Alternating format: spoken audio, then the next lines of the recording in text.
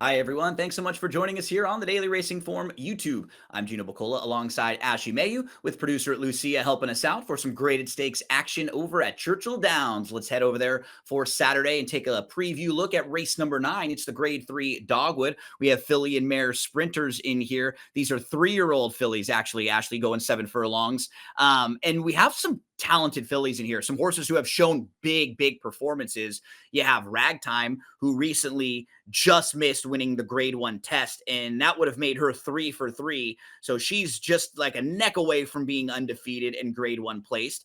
Echo Sound is a multiple graded stakes winner. She earned a 101 Buyer speed figure in the victory ride, but she was flat in the test most recently. Then towards the outside, you have Delightful Claire. She won her maiden race, earning a 95 Buyer speed figure before she came back, had a little bit of trouble when she finished second in the Prioress. So a couple fillies who have shown really high ceilings in this race, capable of big efforts on their best days. Yeah, and it's a little interesting. I did the handicapping late last night, Gino. I didn't see the morning line then, and I thought Ragtime could I potentially be am favored. shocked. I I mean, am shocked. I guess I guess the thing that people go back to is the victory ride and the 101 Buyer for Echo Sound. And I just was wondering if the bounce last time out in the test would make, I don't know, the morning line a little different than this, but both are extremely talented on their best day. Either could win this. I thought Ragtime had to come out, overcome a trip last time out, and the class showed that she belonged. So I thought she would be favored for those reasons. Completely agree as we move to the Timeform US pace projector. What I thought made this a little tricky is that you've got a couple different horses who I think could push for the lead. To the outside, Mega Mill has been quick in her starts, and she came off a long layoff and sat really close. Then you have Delightful Claire, who comes off of a race where she had trouble early. So I always think when a horse has trouble early, they're going to try to maybe even overcompensate the next time and make sure they're on the lead.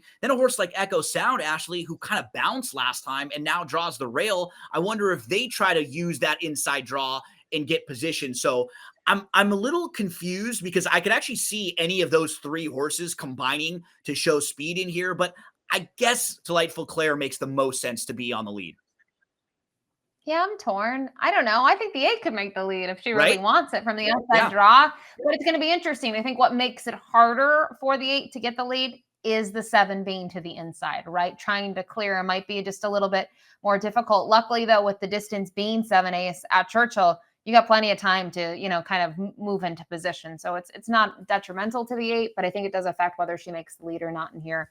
Kind of looking at some others in here from the pace perspective. I would agree with this. I think when you start to look at the deep closers in here, you're either looking to the 5 or the 6. Let's meet the field for the grade 3 Dogwood. This is going to go as race number 9 on Saturday at Churchill Downs on September the 20th. We start with Echo Sound. She's a multiple graded stakes winner, and she earned a 101 Buyer speed figure in the victory ride, and that put her in the test as the favorite. And Ashley, we're going to see in a minute when we get to Ragtime, Echo Sound actually takes the lead at the top of the lane and seems like she's running her race. And then when the closers come into contention, she just stops. She just doesn't have anything really to fight off.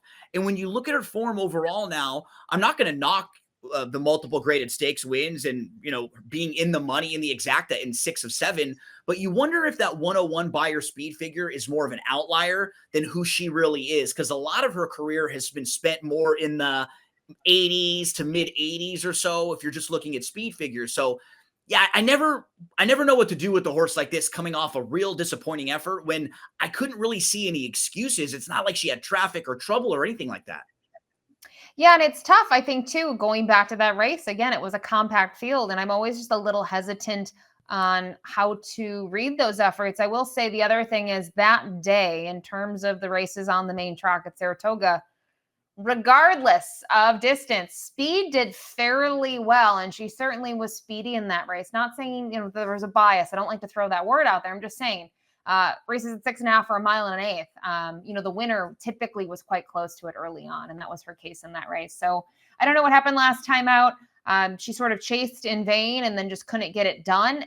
Maybe it was the distance on that occasion, but she's gonna have to go 7 ace again. She gets technically class relief based on this being a grade 3, but I don't know if I can use her on top at 9 to 5.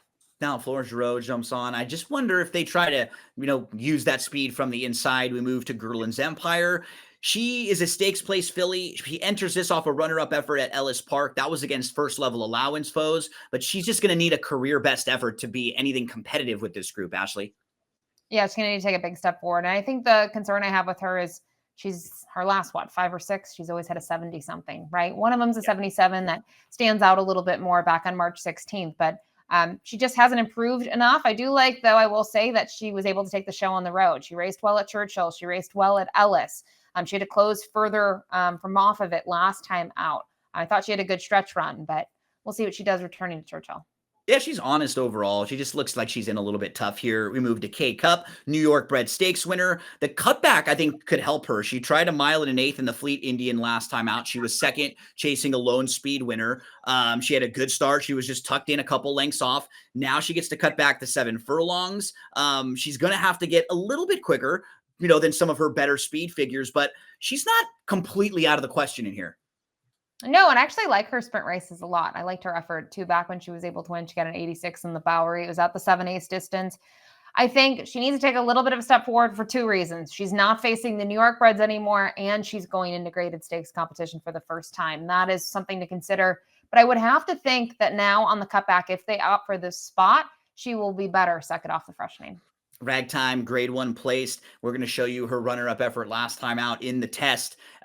Good performance here. And you'll actually see the number 6, who's on the lead right here, Ashley, down on the inside. That is Echo Sound. So Echo Sound strikes the front, but Ragtime's able to run her down. And when you're just comparing these two who are similar prices on the morning line, Ragtime has run 3 times. She's shown up with really good efforts in all 3. Her first 2 races were open length wins. And then here she has the lead late in the stretch and just gets run down in a wicked beat by Kilwin that day. So her overall body of work is just so consistent that I think she's going to be the one that ends up going off favorite in here. And if she's not, then I'm probably going to be putting a little bit of money on her because I think that may offer some value. She doesn't really need to be as far back as she was in that last race either.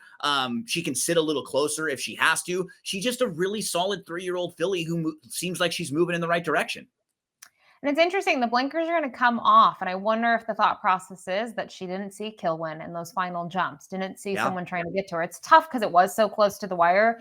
But it's going to be interesting to see her race with blinkers off for the first time in her career.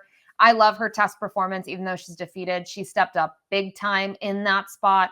She really needed to prove herself, and she proved that she can be further back and still roll. So I'm not going to save this till later. I think she's the horse to beat.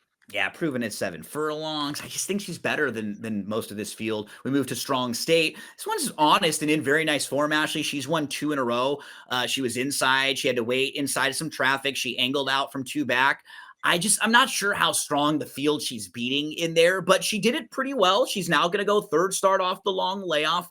She's just in a bit tough. That's really my biggest concern. I mean, you look at her overall form last year against Lacara and Immersive, she was a little overmatched. And I wonder if the top in here, horses like Ragtime and Echo Sound are a bit above her, but I certainly think she's in like moving in the right direction. I think she's very honest and she could sit off the pace and close in here.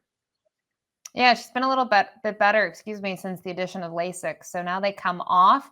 Wonder about that a little bit, but I do think she just seems to have matured as a 3-year-old in comparison to her 2-year-old season. I like both of her efforts. She has to go a little bit further, but I don't really see that being a huge issue for her. We move to Sturgeon Moon, comes off a win in the Audubon Oaks. She seems like she's going to have to get a little bit faster than she's been running recently, Ashley, based on the buyer speed figures, right? She's in that like mid 70-ish range, but she's pretty honest. She's versatile. She doesn't have many bad races in her career. Just think that to win this race, we're going to need to see a career best effort from her. And I think too, they tried to, obviously when we're starting a horse off, you don't typically go long. You have to take the targets that you have, which are typically sprint races. They tried getting her to go long. They had success first time doing it at Keeneland, so they stuck with it. But I think if you look at her starts 2 and 3 back, she's just been flat. So I like that they regrouped in the sprint race last time out. It's not like they cut her back to, 6 furlongs. They went with 7/8 and it worked out for her. I think she had more to offer late in that race. And got the right setup in front of her. But I would agree with you. I think another one that we talk about some in here, she needs to show a little bit more when there are some big names in here. And we get to Delightful Claire. She was a runner. She was third in her debut behind a next out winner. Then she breaks her maiden in her second start really nicely, wins by 9+, earns a 95 buyer. This is her third start, and she just didn't get out of the gate. Ashley, she kind of had to stumble and a couple like short strides. She was last, and then she has to move widest of all. So this was a totally different type of race than she was used to in her first two starts. She was right on the lead. She was fine to finish second. But it was just not the race that you were expecting or kind of hoping from her when she was right on the lead. It was won by a big long shot named Praying, and you see Delightful Claire getting up there late for second. So wanted to show that start of the race because you could just see she wasn't close in that small field, and that changes the complexion for a filly like her who had been used to being close to the lead.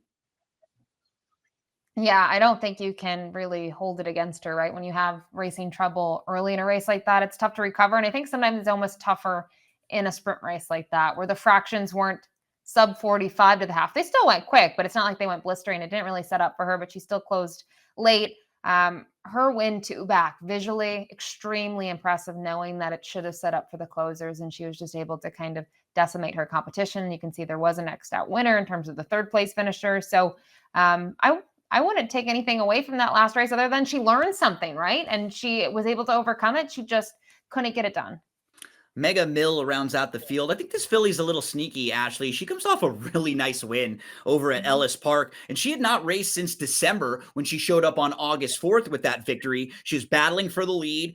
She put the rival away who was battling with her early, and she draws off without really being asked. Then a horse comes up to challenge on the outside, and she responds nicely. So everything I saw from that race visually was good. She improved on the Beyer speed figure. I think with the outside draw, sort of gives her some options. She can look over and see, does Delightful Claire go? Okay, then maybe we can try to sit off for a little bit because that worked for us at Ellis Park. Second start as a 3-year-old. You know, she's going to have to get a little faster, but when you're looking at this field, she feels like one of the ones who has upside and who could take a nice step forward at a big price. I certainly think she's an underneath exotics type horse in here. Yeah, and I think another thing, kind of looking at the race at Ellis, I love the way that she was able to do it. I did look at the other 4 dirt races on the program, and with the exception of one race, the winner was at most a length off of it early, and kind of the quarter, right? And then you go to the half, and they were all less either on the lead or a length off of it. So do think the track played well to speed, but again, it's kind of how she did it, right? That she was able to just continue to open up on the field. Saw a big improvement in terms of her Beyer speed figure, and I think, you know, when you look at the 2-year-old numbers, they don't really impress you. But to see that first start off the bench as a 3-year-old, I think she has a lot of potential. We talked about it, though, with the Timeform US pace projection. How does this fare for her, knowing that Delightful Claire, if she breaks well, she's going to have speed as well, and these two draw towards the outside? Let's round things out with our selections for the grade 3 Dogwood. We're both going to Ragtime and both kind of expecting Ragtime to be the one that ends up favored in here, right? I would think so. I mean, maybe I'm wrong, but I just think based on what we saw last time out, I think she's the horse to beat. I like the blinkers coming off, and we'll use a lot of the same horses here, Gino, just a different order. Yep, 4, 7, 5, 1 for Ashley, 4, 8, 7, 1 for me. I wanted to get Mega Mill in the mix somewhere. I think a horse who has some speed and could maybe hang on for a price in maybe one of the 2, 3, 4 spots. But the important part is always you. Whoever you play, however you play them, we wish you the best of luck.